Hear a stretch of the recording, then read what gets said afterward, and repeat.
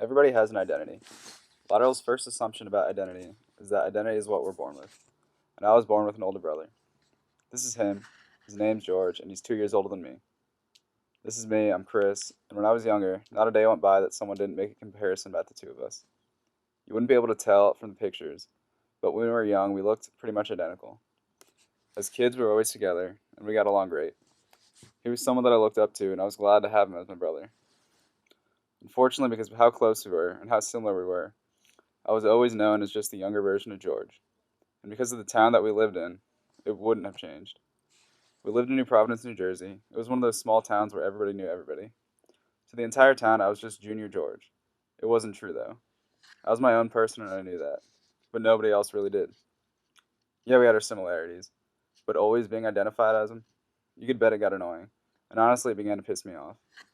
As much as I looked up to my brother, I didn't want to always be known as a smaller version of him.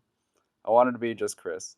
I wanted my own identity, something I knew I had, because everybody in town knew everybody so well, it wasn't going to happen there. Then things changed for the better. In sixth grade, my dad got a new job as a wine distributor, and he told us that we would have to move to Virginia. I wasn't really happy about leaving behind all my friends in Jersey, but I also knew that this was my chance to finally lose this image.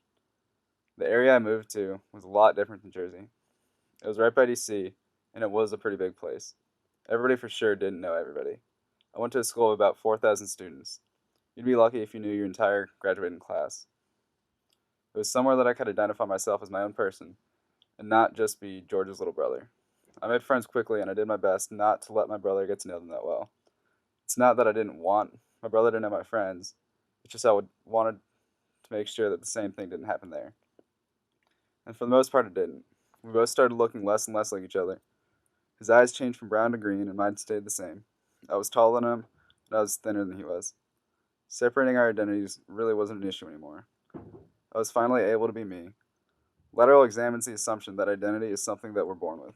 In my case, it was. My brother will always be a part of my life. We'll always be similar people, and will continue to be compared to one another.